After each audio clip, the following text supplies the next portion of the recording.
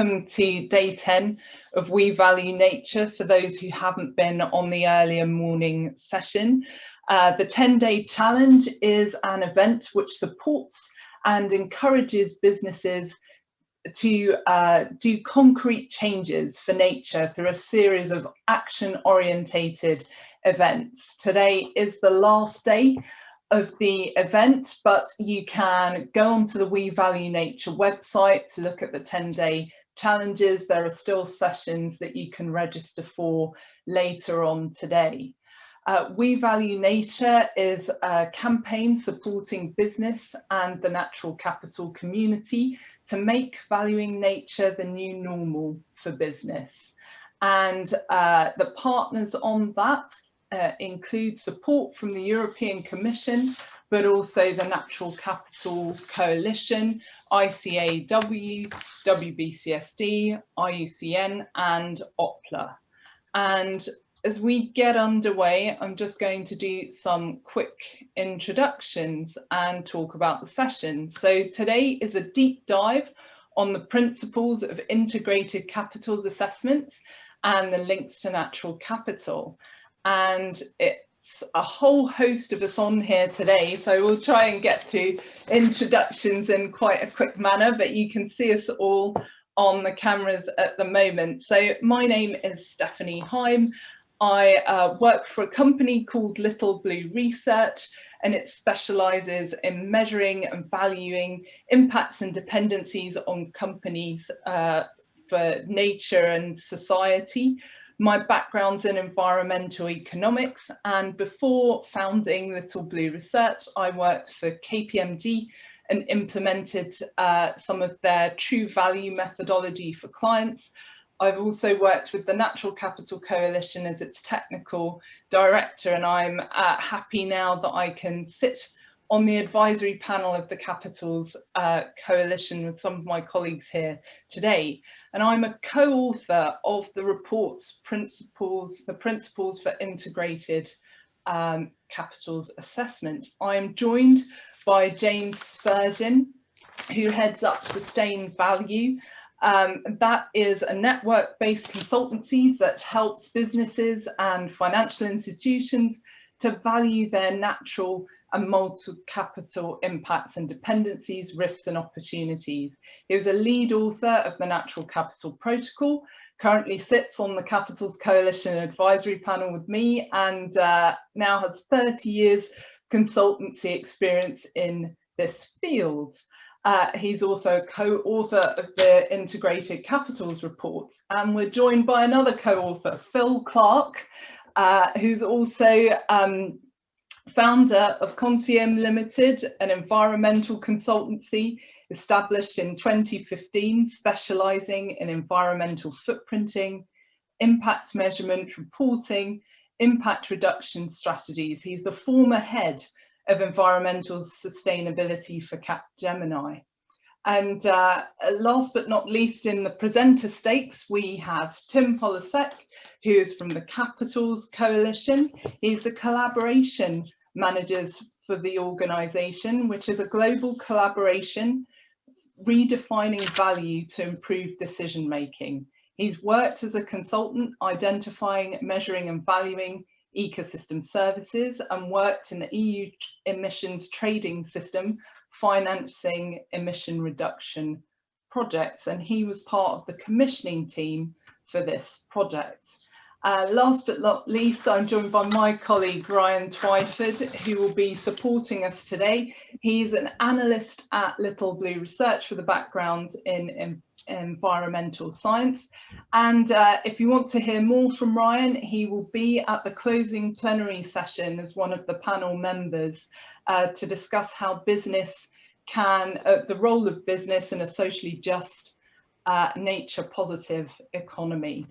So with all of that, what's left for me to do is to hand over to Phil and ask him to talk through the house rules.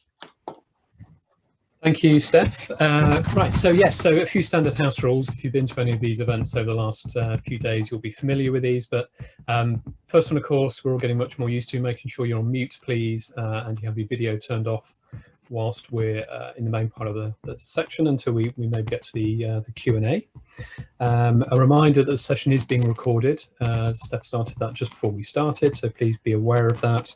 And then the key thing, to use the chat function to log your questions as you go through. So we'll pick up a few probably online as we go through, and then we'll also have around 20 minutes or so for questions and answers at the end. And obviously, if you do get involved in the Q&A and talking, please do remember to then put yourself back on mute after you've answered your question. Steph, next slide, please. So this is what the rest of the session will look like today. So we've got 10 minutes or so to kick things off with the introductions that we've already started, and then we'll run through a brief overview of the project and how we got to this point. We'll then run through the 5 principles at a very high level, before spending 20 minutes or so going a bit deeper into each of those principles, and then the intention is to have a good 20 minutes or so at the end for your question, including a couple of Zoom polls that we might run. So in terms of who's here today, so I can see we've currently got 40 people online, and that seems to be growing all the time. We've had about 90 or so people register for the event, with a really broad range of attendees. So about 2/3 of attendees come from either the business community or consultancies, but we've got delegates from all sectors, from civil society and NGOs, researchers and academia, government and policy, the finance community, but also membership organisations and standard boards. So a really good broad selection of people. We're about 80% European in terms of registrations, but pretty much complete coverage. So we also have people from Africa, Australia, Asia, and both North and South America, which is brilliant to see the global interest in the topic. And we asked you when you signed up what your experience of the topic was and your interest. And again, we've seen a very even split. So broadly, third splits between having some knowledge, being new to the topic, or having some knowledge and wanting to know more, having done some work on nature-related work or natural capital projects, or about a third having already completed a natural capital assessment. So, quick overview of what we're going to be covering. I'm going to hand over to Tim now for a bit more background context on the project. Yeah, thanks a lot, Phil. And it's a pleasure to be here. It's great to be part of the team around this project as well. And I'm Tim. I work at the Capitals Coalition, which is really a global collaboration with over 390 organisations in the coalition, with an advisory panel of 40 members as well. And it really brings together organisations who are dedicated to the identification, measurement and valuation of impacts and dependencies across the capitals. And coalition organisations come from a wide variety of different stakeholder groups. Now, what are the capitals? Now, at the, if we go to the next slide, at the Capitals Coalition, most organisations are familiar with the 4 capitals, but different organisations use different number of capitals and categorise them into slightly different headings. But we generally use natural capital, so the stock of renewable and non-renewable natural resources, which yield a flow of benefits to people. Social capital, which focuses on the networks and shared norms and values. Human capital, which is really the knowledge and skills of individuals. And produced capital, so the man-made goods, financial assets, manufactured assets, on which we have historically based much of our decision-making on. Now, I thought I'd include the diagram here in the bottom right about the relationship between the capitals as well. It was also highlighted recently in the Dasgupta review, which came out from the UK Treasury recently, around how our economy and our produced capital, human and social capital, is actually embedded within natural capital as well. And understanding those relationships and being aware of potential trade-offs is really important for organizations as they bring these different topics together. And that was really one of the driving forces behind commissioning some of this work as well. If we go on to the next slide, the Capitals Coalition was formed at the beginning of last year, really through the joining of the Natural Capital Coalition and the Social and Human Capital Coalition. And as organizations start looking more holistically towards their relationship with nature, people and society, this throws up a whole range of challenges and issues to be addressed. And so in order to alleviate some of the key crises which we've identified around climate change, nature loss, and inequality, we really believe that the increased availability of decision useful information will be key to alleviating some of those challenges as well, and lead to better decision making across the board. But to explain a bit more about the development of the project and what was really involved, I'll hand back over to Phil to explain that in more detail. Great, thanks, Tim. Yeah, so we started this project last summer, early summer, to put a new set of principles together. So a reasonably conventional approach to the project. So we started by undertaking a literature review of other principles and guidance, other sources of information that was out there, and we looked at around 30 or so different references, which are all shown in the back of the document if you want to look at those in more detail. So really looking to see what was out there, what were people saying, and looking to take the best of breed and fill the gaps as needed. We also then went into an expert interview phase. So we spoke with Professor Richard Barker, Chris Brown, Ian Dickey, Will Everson, Christian Heller, Bianca Niehoff, and Carl Obst to get their views and opinions around where we needed to go with this field, and produced an initial set of recommendations and a draft report at that stage. We then went through a process with the wider Capital Coalition Advisory Panel, talked them through the work we were doing and our recommendations for the principles, and then working very closely obviously with the Capitals Coalition, finalised that into a draft document.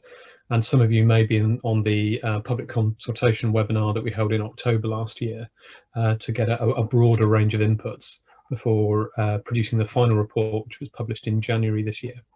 So the report is available on the Capital Coalition website if you just search for Principles of Integrated Capital Assessments, and the link is in this document, which we'll share after the webinar. So James, I'll hand over to you now, and you can take us through the overview of the principles. Great, thanks very much, Phil. Yes, great pleasure to be here and to see so many of you here for this important new document. So I just want to start off by briefly explaining the difference between the different capital assessments, and to begin with just to clarify what a capital assessment is. And it's simply an assessment that measures and values impacts and dependencies on capitals, typically to inform decision making. So if you look at the figure, which sets out the spectrum of different types of capital assessment, you can see that there's two main dimensions to this that dictate what type of assessment it is. So if you look at the x-axis, that talks about the extent of different capitals covered. So where there's single capital, obviously single capital assessment, and then more than one capital, multi, and then integrated capital, typically all of the capitals are covered. The other dimension is the degree of integration. This is particularly important, and it's probably a little bit more subtle. And that includes both systems thinking and also assessing the interconnections between the different capitals. So if you look over on the left-hand side, you've got the single capital assessment looking at single capital. Multi is more than one capital, ideally all of the relevant capitals, and the results are typically looked at side by side. The integrated is very much all the capitals using the systems thinking and interconnected thinking too. So next slide, please. Before diving into all of the principles in more detail, I'll just give a very, very quick overview of the five. And the key aim that we had was to keep them fairly straightforward and simple and easy to understand. Now, a really important point is that these principles are over and above the existing principles in the Natural Capital Protocol and the Social Human Capital Protocol too. So those principles still stand. These very much address situations where you're dealing with multi and integrated capitals. So the first is around covering all forms of capital. and particularly the relevant ones.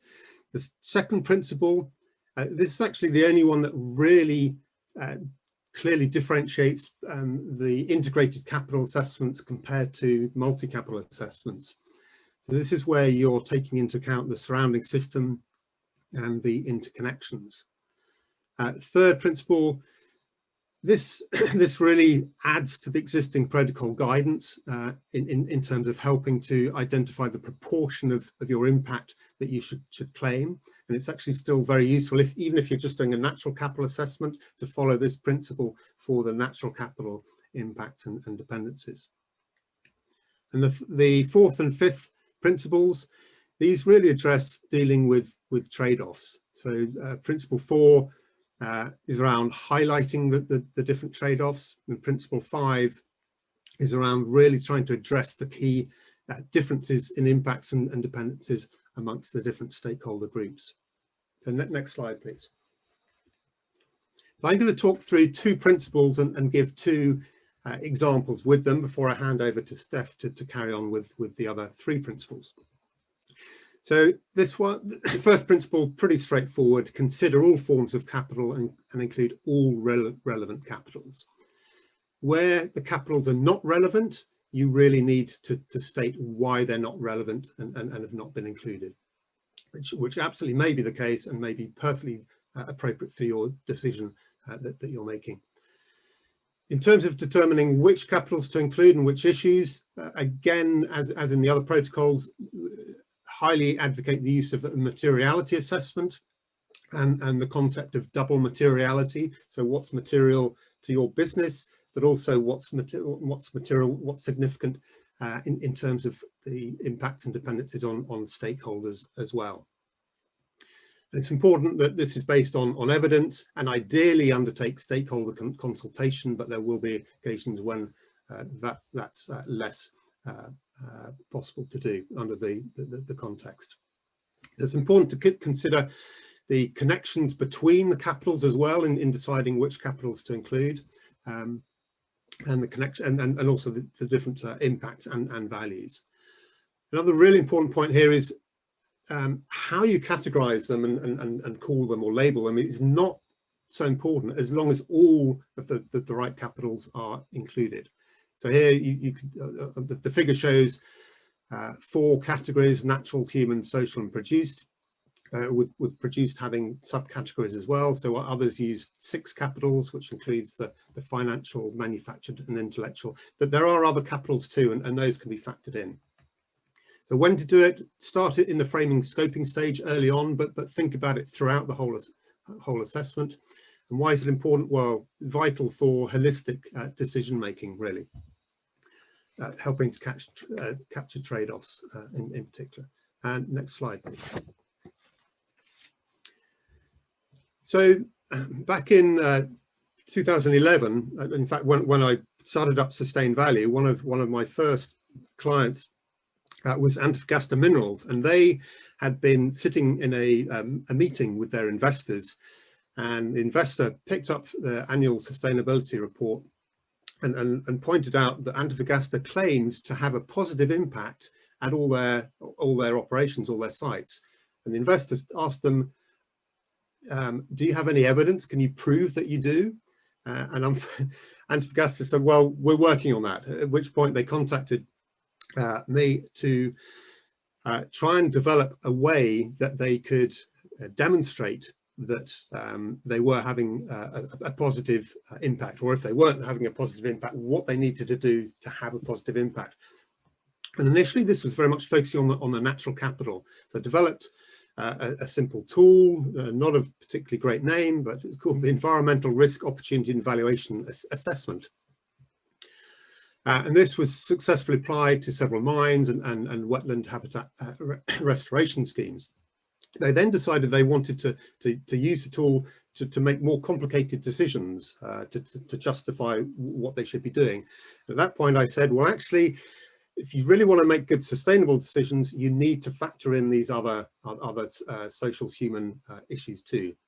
They agreed, so we then developed a more integrated approach, a multi-capital tool, including social, human, and the financial capitals 2, and again gave it a very, very unexciting name. Anyway, it was pretty effective, and the point of this was when we applied it, sure enough, and we looked at different water supply options and tire disposal options and various other decisions they needed to make, and sure enough, when you applied the full suite of capitals, you got a different answer as to which was the best option compared to just applying a natural capital lens. Next slide, please. So principle 4, so this is around presenting values and at an appropriately granular level for the decision being made. So this is really key to get the right level of detail to be useful for the decision. And in particular, it's around showing both positive and negative values, both between the capitals and within the capitals. And this is essential to avoid masking of negative impacts, particularly on degradation of natural capital and biodiversity through aggregating to just an overall positive value. An important point is not to just focus on the monetary values, because not all impacts can necessarily be monetized. Therefore, it's essential to accompany whatever monetary values you may be able to come up with other indicators and metrics for other potentially significant impacts. So you really need to improve to provide sort of quantitative, qualitative values where necessary. It's critical for biodiversity, human lives, and human rights issues, as explained in the guidance document. When to do, apply it during the apply stage, and it's particularly important to present the complete picture and highlight all the negatives in particular. The next slide, please.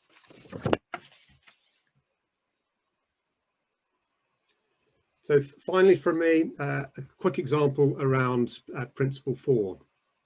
So this is around, as it talked about, presenting values at an appropriate granular level.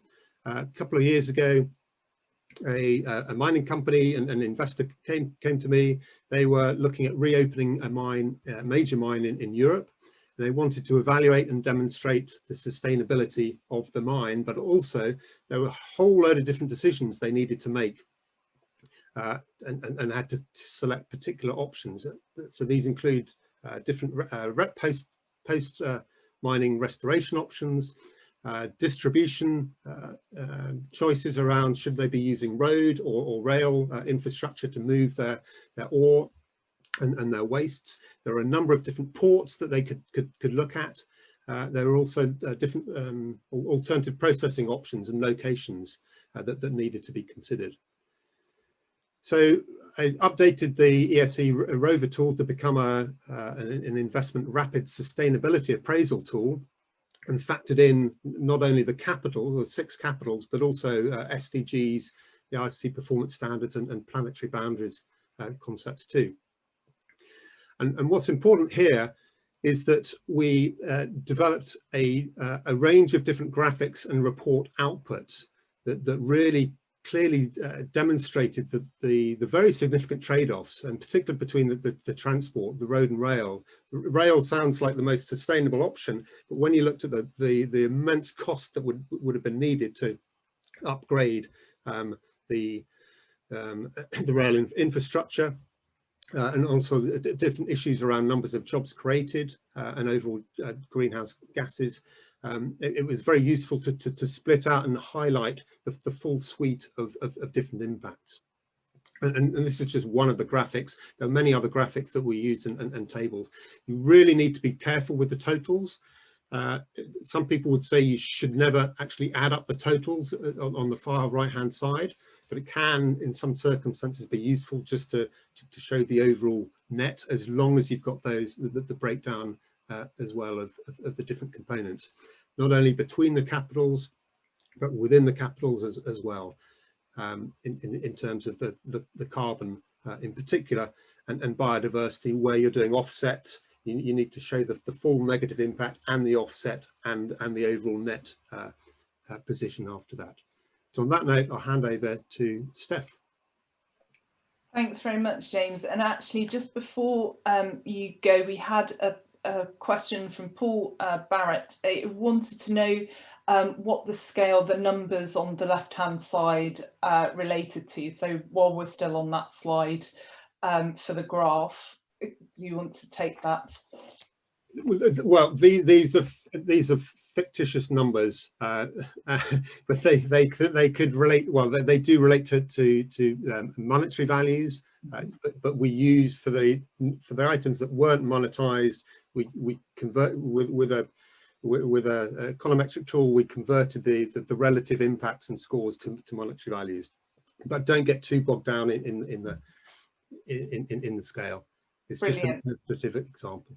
Thanks for that. I just thought while we're on the slide to clarify. So thanks very much, James. I'm going to take us through the last 3 principles. So take into account the surrounding system and its interconnections. So to be an integrated approach, you need to adopt a more systems-based approach, and that means analysing these interrelations between human and non-human components across time and space, which sounds hugely complex, and it is, but it builds on some of the original points that James has already covered, which is understanding what's material to the decision-making context that you're actually trying to address with this assessment. So the point is these interconnections between environment, society, employees, and the economy can lead to quite different outcomes, as James has already demonstrated with some of his example projects. So when would you do this? Well, you need to start thinking about this in the frame and scoping stage. So at the start of any particular assessment, which interconnections, it could be any type. So it could be looking at land scale assessment. It could be looking at different elements of the value chain. It might not necessarily be absolutely every capital in all circumstances. The point is to understand how many of those integrated pieces really need to be brought together to help you make your decision. And it's important by helping improve that decision-making process, so coming up with a more holistic solution. Okay, so to demonstrate this just a little bit, we've got an example of a water company. So this is water treatment and water resources for a water company project that Little Blue Research did. The scope of the original work was looking at environmental and social capital. We actually included a little bit more human capital in this as well. But the point I'm going to bring out for this example is that that in that project there was a real connection between the environmental impact, the potential environmental impact from decreases in water quality due to pollution, that would then have both an impact on fresh water that the company was dependent on, but also the local community in terms of recreation. And then you had a human health element as well. This was an area where there's a lot of shellfish industries. So changing the decision about how much to treat the water and whether or not designations around the coast in terms of water quality would go up or down had a big impact then on the social side. So the community, those working in the shellfish industry, a health impact as well. So while the project didn't cover absolutely everything, what we did try and do was give monetary valuations for changing levels of water quality designation, and to look at how those changes would be played out across those different pieces of capital. So in our case, we particularly looked at the nature impacts and the shellfish and recreation, and we provided some non-monetary commentary on health impact, but it was to help the company build up that evidence base for their decision making in terms of providing water treatment facilities. So the next principle, principle 3, apply appropriate level of attribution based on your degree of influence. As James already mentioned, that's something that ought to be being done if you're doing a natural or social capital assessment singly anyway. But it's really about identifying what your organisation is fully or partially responsible for, and the integrated principles of integrated capital assessment reports give a suggested hierarchy in terms of your inclusion, or what would be the highest level of responsibility and so on. The point is here, if you don't know, or if you don't attribute properly what you're responsible for and what other people are responsible for, you end up maybe evaluating certain types of interventions more favourably than you should. So you might claim more impact than you should, and you might be supporting an intervention that actually your company has less control over. What we're suggesting with this is that you need to be super transparent about the process, that what you're responsible for, so that you can make better decisions, support the interventions that you can demonstrate have outcomes that your company or organisation wants to put in place. As before, this is sort of split. I've put it in when to do this. You ought to start considering in the scoping stage, but there is a measurement aspect to this as well, in terms of how you decide the percentage you're going to apportion to which activity. And as an example, I slightly changed the format of the example for this one. We did a project looking at the event industry. Again, the scope of the original work was looking at environmental and social capitals, and I thought about the challenges we faced when trying to determine the level of attribution. And in this particular case, it was a trade show, and there were impacts relating to networking and education because of the programme of the show.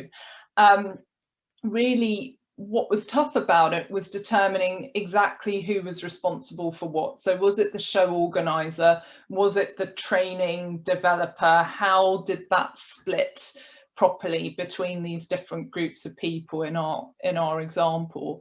And some of the ways that we got around that challenge and really addressed it were to interview those who were responsible for training, for networking, and understanding exactly how the different activities split between the different organising parties. That helped a lot. We also then put together a draft of how we would apportion different activities between these different organisers, and we sought feedback on that. And the point about it was we were completely transparent about the level of attribution we were giving one organisation or another. We sought feedback, we sought consensus, and then we didn't hide that decision away. That was then what would be reported alongside. So just a point worth considering. It is often challenging to get to the bottom of who is designing what or organising what. I think it was harder in this particular context because it was a more socially focused project, but I think there are ways and means of doing that, and transparency was the key to addressing the challenge. So the final principle that I'd like to go through or introduce in a little bit more depth is specify and address the key differences in impacts and dependencies amongst all stakeholders. So when undertaking an assessment, you should specify the differences in impacts and dependency in terms of the relevant decision being made and its effects amongst different stakeholders. This is really a very interesting point and really key, because if your intervention is such that you affect a large number of stakeholders, and actually those in particular vulnerable groups or a certain group of stakeholders are poorly represented or poorly serviced by your intervention, glossing over it by having an average across all stakeholders doesn't really give you a clear picture. It also may help to have opposition to some of the decisions or some of your maybe approaches to handling a particular issue, especially if you're not aware of what that effect would be. So when to do this, again, it's a scoping and measurement piece, scoping to really identify who the stakeholders are. And in this context, we do, or at least in our case, we do include the environment in there as a potential stakeholder as well. And then there is a measurement piece, so really trying to get to grips with what that value would be. So it's important because it's going to help to show the winners and the losers. If there are trade-offs to be made, this is one of the places you're going to have to deal with this sort of information. But what it allows you to do is potentially mitigate issues before they become larger issues for the company when you're making your decision. So just as a very brief final example before we go into the Q&A, we did this type of work for a food and beverage company client, and in this case the scope was environmental, social and human capital, and we looked at a number of different material issues in the value chain, which I'm not going to go through here. The point about this was by looking at how different stakeholders were impacted, and particularly in the case of smallholder farmers in certain senses in the value chain, rather than just focusing on an average with the larger scale farmers, it led to discussions about you know, the mitigation of those impacts, and also a real sense of understanding, in this case, which areas of the value chain and which countries were most vulnerable. It also looked at company risks, really in the sense of future risk that might impact particular countries more than others, and hence particular groups of stakeholders more. And what it led to was an updating and a change in how the company put together its sustainability targets and strategy, and that's something that's still ongoing. Okay, so what I'm going to do now is ask Phil, Tim and James to put their cameras on, and I'm going to put the slide onto Q&A. I can see that a few different questions have been coming in. Brilliant, thank you, Steph, and thanks James as well for those yeah, really good sort of simple summaries, keeping us broadly to time as well, and bringing some colour with those examples. That's great. Thank you to everyone for the questions so far. Keep those coming in. We'll get to as many as we can, and those that we can't get to live, we'll try and follow up with afterwards. So first of all, we've got a quick poll. That's Ryan, if you could just pop that up, and we're going to ask this poll question, and then I'll ask a question while you're answering that. So first thing we want to know is about the importance of taking an integrated approach. So if you could just let us know your answer to this question, how important do you think it is that an integrated capitals approach are adopted? So while you're all clicking away on that, and we'll come back to that one in a moment, we had a couple of questions that were submitted in advance. So I'm going to ask the first of these to Steph.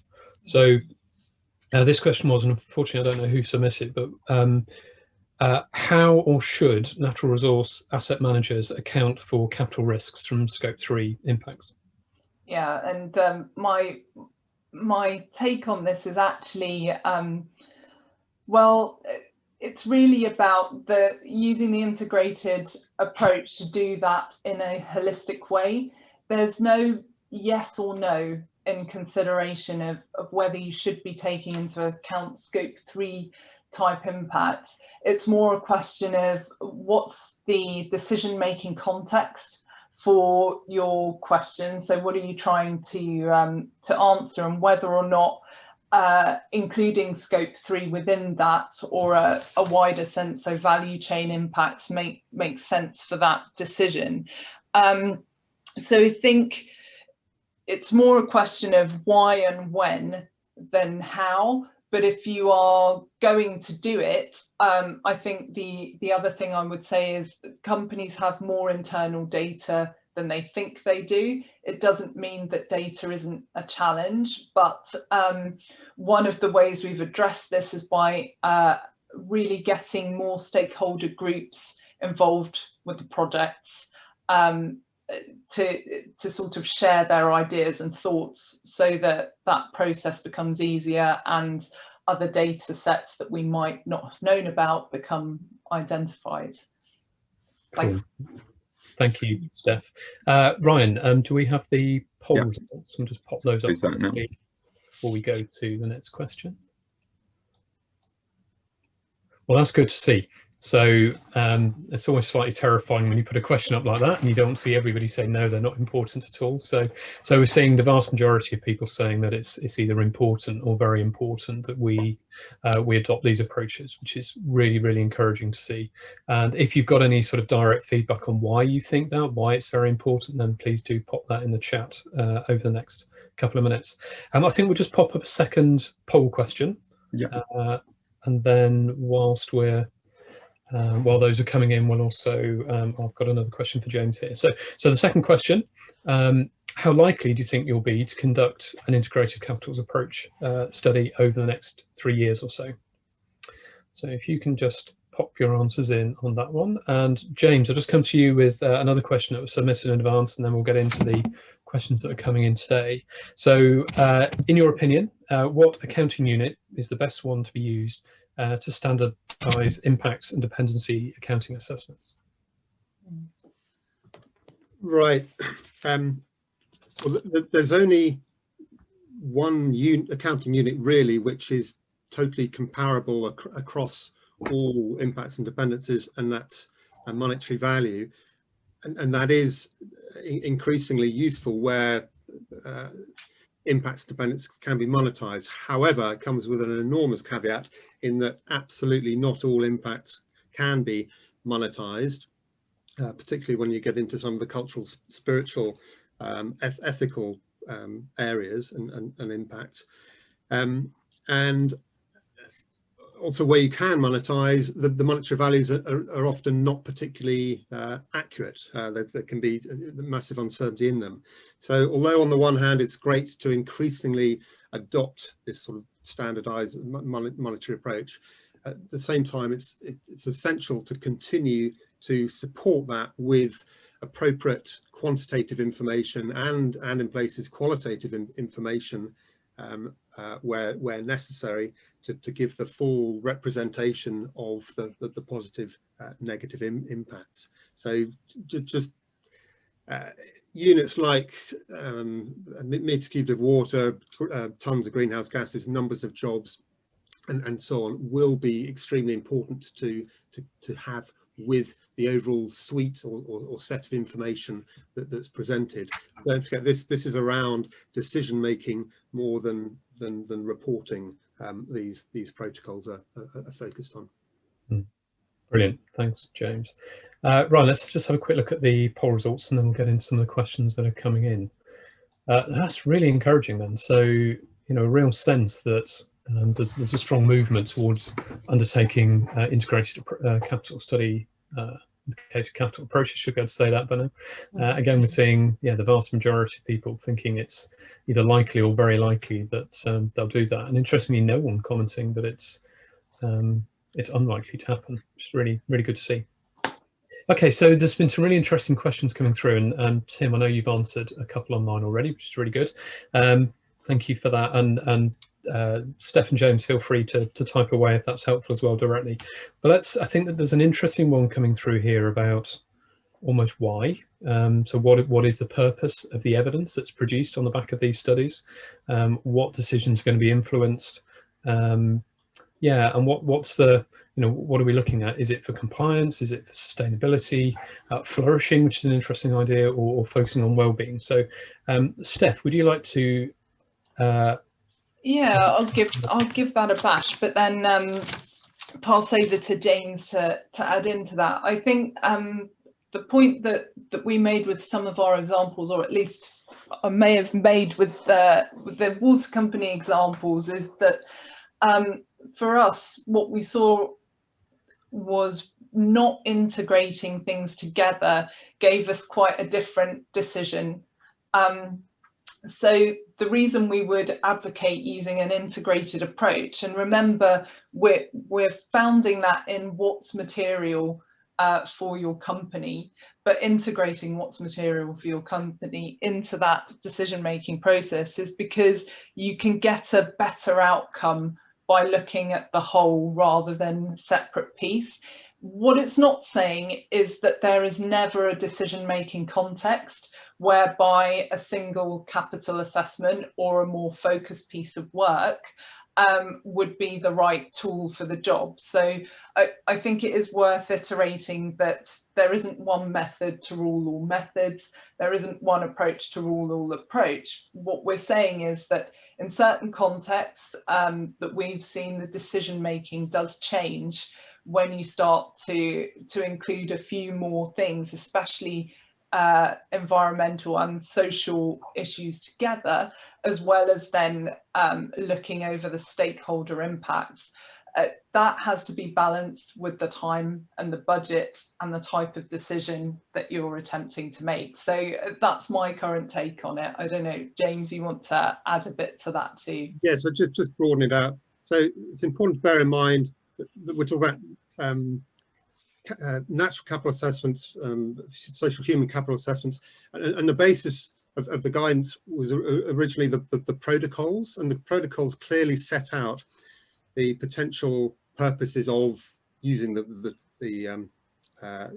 protocols, and there are 5 main generic applications, and those applications for a company to assess their risks and opportunities, for them to be able to compare options, decision making, to assess their impacts on stakeholders, to evaluate sort of total value and net value, and also to be able to communicate more effectively both internally and externally. And within each of those applications, there are many other sub-applications, and the protocols were 80% around decision making guidance and 20% around this is useful guidance for when you're reporting as well. So hopefully that sort of clarifies the overall aim. And then within that, when you're the first stage is really to determine your scope and your objective. So whatever decision you're making could be massively broad. It could be very simple, simple decision, or a massively complicated decision, including all your operations globally. So it's very flexible approach. Thanks, James. Tim, is there anything you'd like to add to that? Sorry, I was just typing away another answer to one of the other questions there. But Sorry, gave you a hospital pass. No, absolutely. So I speak with a lot of organisations that have done assessments as well, and are in touch with the Capitals Coalition. And it's key to stress here that this is also really for internal decision making and management accounting, and so generating information that is useful for that particular scope that you have as an organisation. So this often is done before a decision is made, and looking at the information that's available and translating that from a metric to a value, so a contextually relevant piece of information for that decision being made. There have been some assessments that have been done ex post as well, and looking retroactively at the decisions that have been made, what were the impacts on natural capital and on social and human capital. And just to tie in one other question there as well, I think, which was from Peter from the Scottish Government as well, looking at how to consider the unsubstitutable nature of some of the aspects of the capitals as well. That's where the scope of your own assessment really comes in, and collecting the data that's necessary and making those decisions as an organisation as well in which direction you want to go. I mean, you could say in your scope that we are aiming to increase the stock and the flow of all the capitals in the decisions that we're trying to make, and that will inform those decisions that you want to make. But the process with which you go through in order to gather that information and put it in context are the protocols and that integrated nature. So I hope that provides a little bit of extra information. Thank you, Tim. We also had a question from Jenny earlier on, Jenny Merriman, asking whether companies should be looking to integrated reporting as their ultimate aim, or are there occasions where single capital approaches are still valid? Tim has responded to that, but I just wanted to give James and Steph a chance to come back on that one as well. Oh, I think, shall I think I'm going to go first here, but I would say, depending on the decision really that you're looking at, I think you can make a case for doing single capital assessments. The other thing I would say is sometimes it's really hard to dive into something that's fully integrated and potentially a really complex thing without attempting to maybe try and look at one thing first and then add onto it as just an approach for developing the integrated work in the future. So I think it does depend on the scope of what you're doing, and the more integrated you can be within the time and budget constraints and reflecting the needs of your decision are probably the way I would seek to address that. James, would you like to add to that? Well, only to emphasise, absolutely, natural capital assessments can be totally the right way forward, depending on what your decision is. I mean, if it's very much looking at a biodiversity or carbon related issue, and jobs and training and innovation are irrelevant, then that's fine. You just stick to that, and the same goes for a social or human issue. Absolutely, they're highly relevant on their own. Totally depends on the context and how useful it is to bring in that other perspective if it's relevant. Thanks, James. So we've got about 3 or 4 minutes left for questions, so do keep them coming through. I can see they're coming in. And someone asked about whether recording will be available. Yes, it will be on the We Value Nature website. I think will be the recording will be available there, and a summary of the event. So we had a great question from Alistair. Can't see how this is really any different to economic appraisal when done properly. James, would you like to offer a view back on that? Yeah, I think a couple of key differences with the capitals approach is in particular, it's the dependency perspective, and cost benefit analysis and appraisal. Yes, you're looking at impact and values, monetizing them, especially if you're looking at extended cost benefit analysis, but that doesn't typically do the dependency side of things, and also it doesn't necessarily pick up on the connections and the systems thinking that capitals approach and the integrated capitals principles really add to it. So there is a difference, but there's a massive amount of similarities. So a good extended cost benefit analysis will get you a long way there, but then it's the icing on the cake really, these extra aspects. Brilliant, thanks, James. So we have another question from Calvin here at Imperial College, saying thank you. Well, thank you. Do you have any guidance on establishing meaningful timescales in particular, as environmental impacts may not materialise for some time? Steph, would you like to pick that Yeah, up? Okay, so I think that's a very interesting question, and we've been thinking about this from a number of different perspective, actually, not just the integrated capitals approach, but also thinking about natural capital accounting. There's the same argument, or looking at climate change impacts over time and time scales. And I don't think there is an easy answer to this. I think how we have tended to focus on it, in my experience, has been driven by the time of the decision. So in a corporate context, that can be quite short term, but in a corporate context, looking at climate change issues or a natural capital balance sheet, that timescale can actually be 20 to 50 years. So it really depends a bit on the decision that's attempting to be made. So is it a near-term or longer-term decision, and what impacts are going to be, what impacts or dependencies are going to be material for that decision-making time frame. And you could see, I think, a longer-term aim in something more strategic, or a look at a future direction of a company, rather than a very near-term, maybe project related thing, unless it's something that wants to be developed over a 20 to 30 year time scale. So there are no easy answers with the time period. The further out you get, the more difficult it becomes to get data, and the more challenging it becomes with your assumptions. So having assumptions around how the environmental services might change in the 20 or 50 year period is also something then that needs to be considered for that longer term. So I'm going to fall back on, depending on the scope and decision making context that you're looking at, but there are obviously a few things coming online whereby a longer term view, so climate change impacts, natural capital balance sheet, etc., really try to get that longer term view, and do so by asking you to think about what change in environmental services might look like over that time period. Brilliant, thank you, Steph. So just about brings us to the end of that. We just need a little bit of time to wrap up, and let you go. Just very quickly, James or Tim, if you had any very final observations or on that question that you wanted to raise, just no.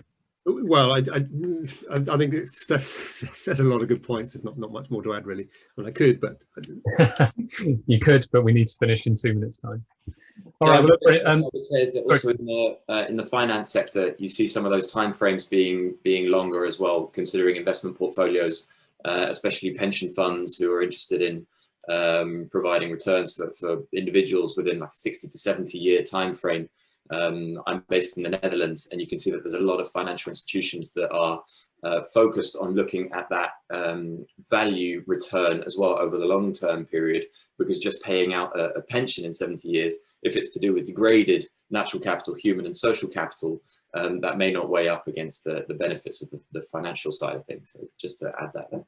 Yeah, brilliant, good point.